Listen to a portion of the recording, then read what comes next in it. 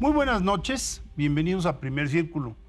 Desde hace quizá 2 décadas, a principios de este siglo, Naciones Unidas nos advirtió que este sería el siglo marcado por las migraciones.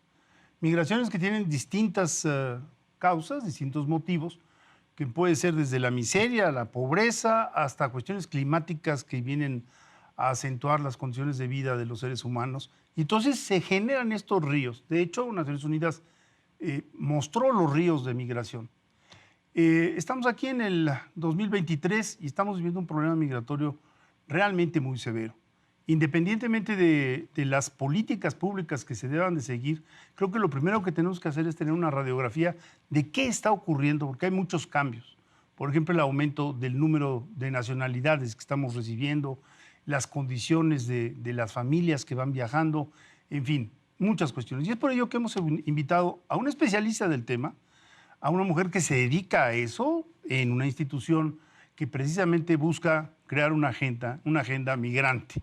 Eunice, qué gusto, Eunice Rendón, muy buenas noches, qué gusto tenerte aquí. ¿Cómo ves las cosas?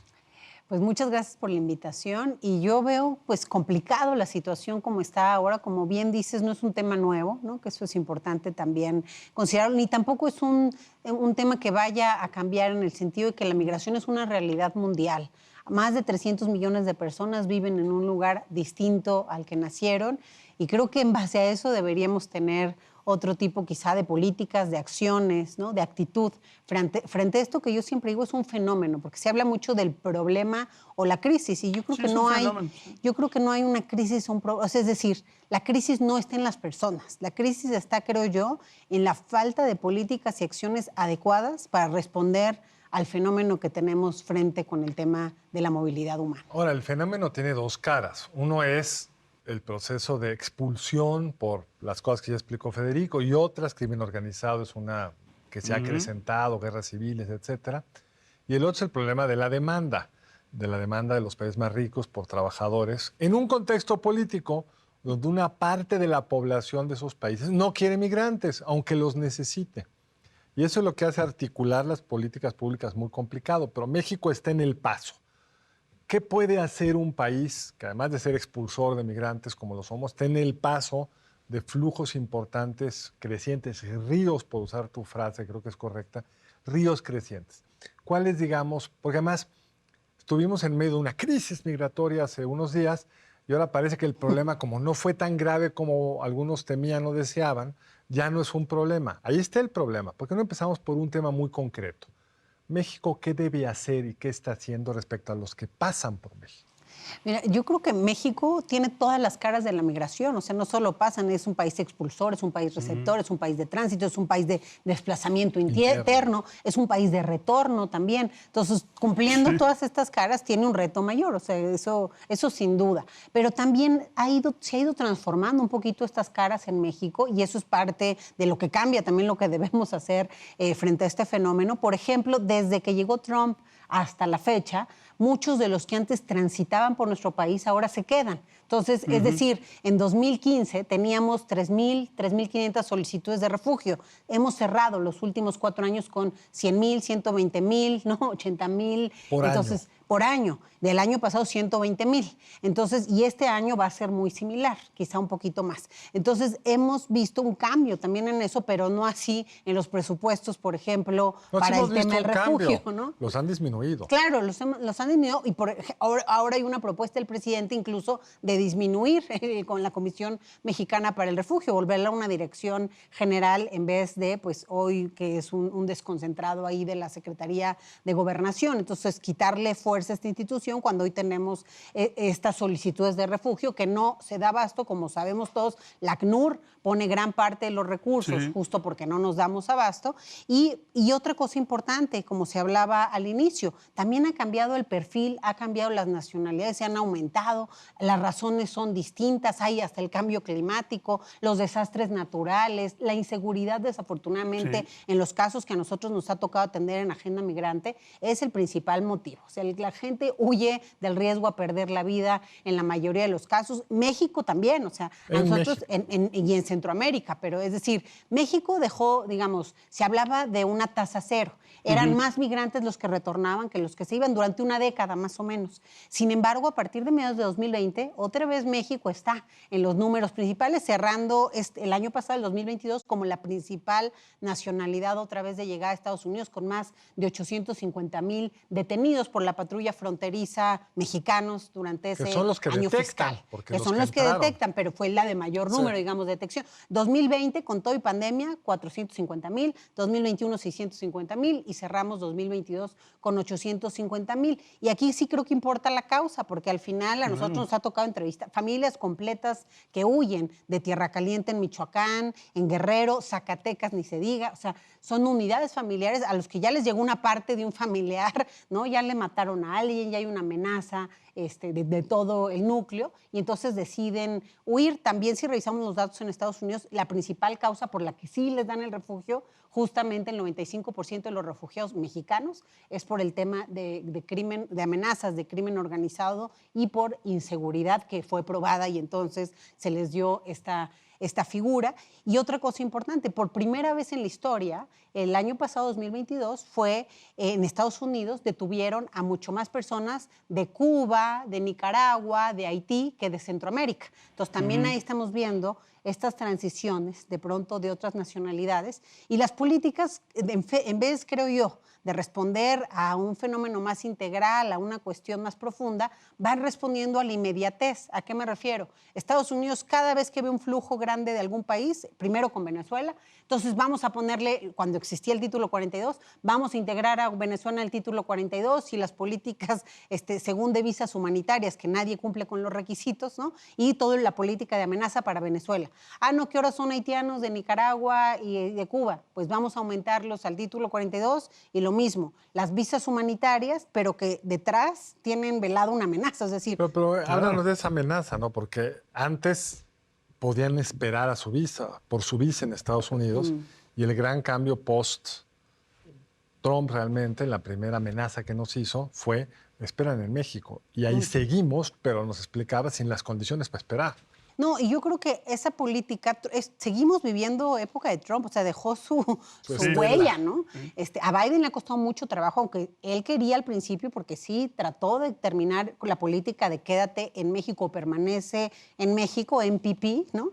Que son los protocolos de protección para migrantes, que él prometió terminarlo en la campaña, porque decía que cómo es posible que las personas que piden refugio, que está en contra de los principios internacionales, regresarlos a otro lugar. Sin embargo, se tardó, logró terminarla y la tuvo que reactivar por una decisión también ahí de los jueces federales, que también los dejó a muchos de ellos Trump, y bueno, acabó por fin después de 3 años con esa política. Pero inmediatamente en el intermedio también se empezó a aumentar, que también es una política de Trump, el título 42, que es una política de salud pública que abusivamente fue utilizada como de control migratorio, pues aunque la instauró Trump, la utilizó mucho más Biden, 2.8 millones de personas más o menos fueron retornadas. Ahora, por las cifras que das, yo creo que parte del problema es esta oscilación muy dramática en las cifras. Hubo un momento a principios de siglo en donde hubo 1,5 millones de mexicanos que cruzaron la frontera. Y después, como decías, llegamos al equilibrio, ¿no? Y de pronto hay 500,000 y de pronto hay 300,000. Pareciera como que necesitaríamos una política más flexible, porque de pronto tienes que inyectar dinero para atender a cientos de miles de personas que deben de ser atendidas y cuyos derechos humanos deben de ser respetados.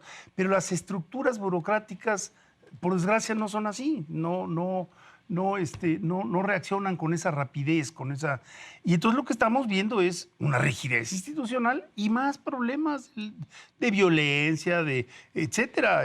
Curiosamente, nuestra tasa de crecimiento demográfico ya tampoco es muy alta, es decir, dejaremos en algún momento de ser expulsores. No, eso quién sabe. Una cosa no deriva en la otra. No, pero va bajando. O sea, con los problemas de inseguridad que tenemos. Esos sí, son expulsores de otra naturaleza. De otra naturaleza, pero cuando traes una tasa de crecimiento de 3.5, pues es lógico que no te alcance con la economía. A ver, ya no no estamos expulsando tanta gente. Lo mismo ocurre también en Europa, hay que decirlo. Digamos, por ejemplo, en el caso de los alemanes, la economía alemana no la puedes explicar sin la presencia de los turcos. Y sin embargo siguen manteniendo un rechazo porque enciende el nacionalismo en cualquier parte, ¿no? Cómo nos están invadiendo los turcos cuando en realidad pues, son parte importantísima, como lo son los mexicanos que trabajan en California, ¿no? Y en todas partes. Entonces, ¿qué sugerirías? ¿Cómo le pueden hacer? Yo lo que creo es que veo una visión limitada por muchas cosas. Primero, la política. Yo creo que sí influye mucho el tema político en Estados Unidos, el hecho que los republicanos lo utilicen como una bandera, utilicen un lenguaje que no es adecuado. Es decir... Pues no es adecuado, pero es muy exitoso. Es el problema, ¿no? Sí. Que lo utilizan porque les ha causado finalmente resultados, o sea, les ha dado resultados, pero sí tiene un problema detrás muy, muy grande, porque el decir invasión, se utilizan palabras que en el imaginario colectivo pues sí empieza también a tener ese rechazo del que se hablaba. Eso que pasó en Bronzeville a mí no me parece una casualidad, es parte de ese mensaje que hace eco en algunas personas y entonces sienten con el permiso de pasar con su coche y atropellar y matar migrantes, ¿no? Entonces yo creo que el lenguaje importa. En la época de Trump crecieron 20% los crímenes de odio en contra de latinos, ¿no? Justo porque conectó. Entonces... Y yo creo que eso también ha presionado a Biden. O sea, Biden también ha cambiado un poquito, no el discurso, porque sigue siendo respetuoso y eso importa. Pero las políticas. Pero sí las políticas. Y creo que ahí, entonces, ya perdemos un poquito todos, porque yo veo hoy muchas políticas de control, de militarización, de securitización fronteriza, pero veo mucho menos vías legales reales, que sean empáticas, que verdaderamente se adecúen a lo que tenemos frente. Esa es la tragedia, nos quedan 2 minutos.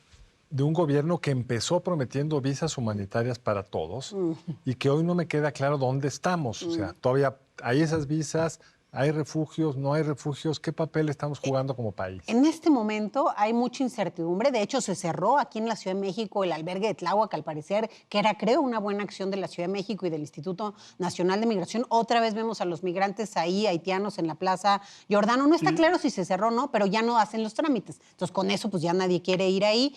Parece que hay una presión de Estados Unidos para ello. Y yo lo único que creo que es importante decir antes de cerrar, se requieren modelos integrales, productivos, porque además nos conviene a todos, no por bondad. O sea, ya por conveniencia, pues es mejor. Ahí está el ejemplo. México con la ACNUR hicieron un programa que justo hubo una fiesta en la embajada con el embajador Ken Salazar hace un par de días, con los empresarios, en donde 30,000 refugiados se les conectó con un empleo, con una cuenta bancaria, con el SAT, y en un año han pagado 140 millones de pesos, lo que significa 4 veces el presupuesto de la Comisión Mexicana para el Refugio. La Comar ¿Por qué no hacer eso? solo tiene 40 millones de pesos de presupuesto. La Comar solo 44 millones de presupuesto, sí. Entonces... Claro. Bueno, cerremos porque tenemos que cerrar, pero es que sí se puede. Por ejemplo, el programa de los braceros o lo que son tenemos modelos laborales. Claro, son modelos, vienen desde los años 60, pero nos tenemos que ir. Mil gracias. Un último mensaje a la gente también como país que por aquí pasan. Pues yo creo que dejemos de lado la xenofobia, el racismo, que veamos lo positivo de la migración. Ya decíamos, nuestros mexicanos aportan el 8% del PIB en Estados Unidos y aquí ya les di el dato. O sea, todos estos migrantes que se lograron conectar están aportando, no nos quitan el aire, no nos quitan finalmente otras oportunidades. Hay un sector que requiere mano de obra y es el que está interesado simplemente en que se le facilite y que hay algunos trámites también en ese sentido que el gobierno apoya. Eunice, mil gracias por estar por aquí. Nos vemos la próxima aquí en Primer Círculo. Muchísimas gracias por estar aquí con la nosotros. Y esperamos verte pronto. Cuando quieran. Y a ustedes, muchas gracias por seguirnos. Nos vemos lunes entrante aquí en Primer Círculo. Buenas noches.